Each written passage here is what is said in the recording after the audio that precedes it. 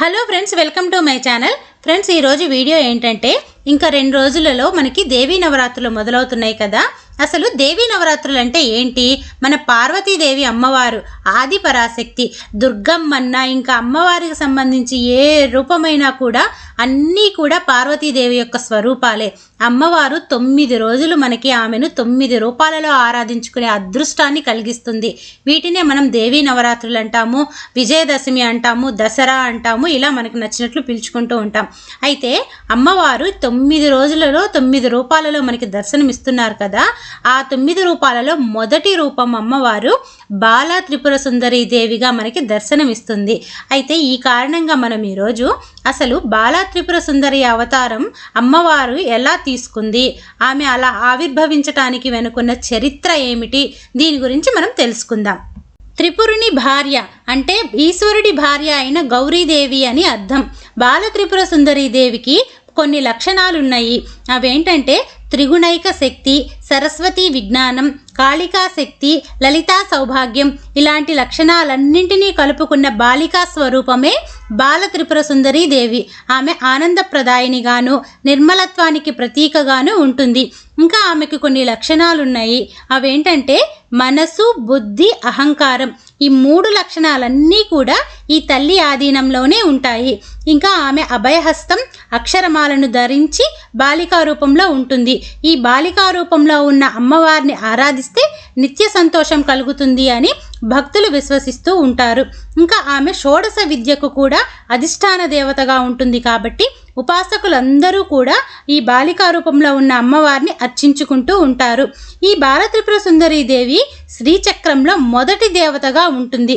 అందుకే ఆమె సత్సంతానాన్ని కలిగిస్తుంది అని భక్తులందరూ కూడా విశ్వాసంతో ఆమెను గొప్పగా పూజించుకుంటూ ఉంటారు.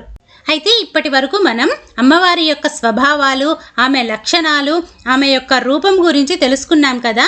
అయితే అసలు ఈ బాల త్రిపుర సుందరి దేవి ఆవిర్భావం అనేది ఎలా జరిగింది, దాని వెనుక ఉన్న చరిత్ర ఏమిటి, దీని గురించి తెలుసుకుందాం.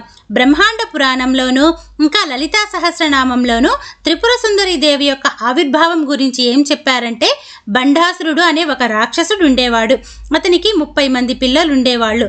వాళ్ళంతా కూడా అవిద్యావృత్తులకు సంకేతం. అంటే వారు ఏమీ పని చేయకుండా ఉంటారు. వాళ్ళు ఏం చేసేవాళ్ళంటే ఇంద్రాది దేవతల దగ్గరికి వెళ్ళిపోయి వాళ్ళని అనేక రకాల బాధలను పెట్టడం మొదలుపెట్టారు.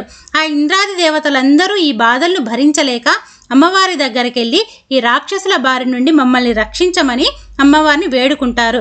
అయితే అప్పుడు అమ్మవారు వీళ్ళని సంహరించటం కోసం వస్తుంది.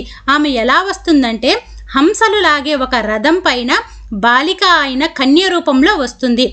అలా వచ్చి అమ్మవారు 30 మంది బండాసుర పుత్రులను సంహరించి వేస్తుంది. ఆమె ఎలా సంహరించిందంటే కేవలం ఒక అర్ధచంద్రాకారంలో ఉన్న బాణంతోటే సంహరించి వేస్తుంది.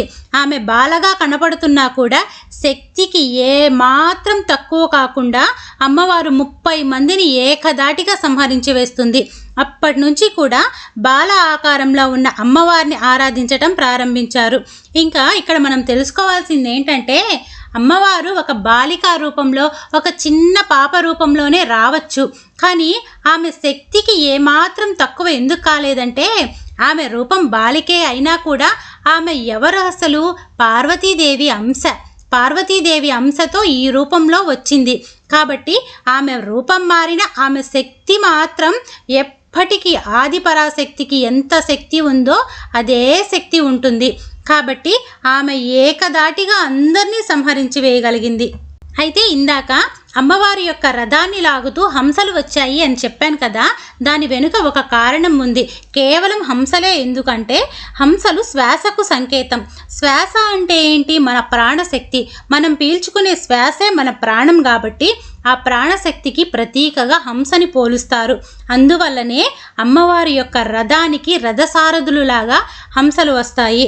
ఇంకా ఈ అమ్మవారి ఆరాధనలో ఈ ప్రాణశక్తిని, మూల ప్రాణశక్తిని ఆరాధించటమే బాల త్రిపుర సుందరి దేవి యొక్క ఆరాధనగా చెప్తూ ఉంటారు. ఈ విధంగా దేవీ నవరాత్రులలోని మొదటి అవతారమైన అమ్మవారి యొక్క రూపం బాల త్రిపుర సుందరి దేవి యొక్క ఆవిర్భావం అనేది జరిగింది. కాబట్టి నేను చెప్పిన ఈ బాల త్రిపుర సుందరి దేవి యొక్క చరిత్ర కనుక మీకు నచ్చినట్లయితే మీ అభిప్రాయాన్ని కామెంట్ సెక్షన్లో తెలియచేయండి. అలాగే నా వీడియోని ఒక లైక్ ఇచ్చి నా ఛానల్ని సబ్స్క్రైబ్ చేసుకొని నేను ఇలాంటి వీడియోస్ చేయడం కోసం నన్ను సపోర్ట్ చేయండి. Thank you friends.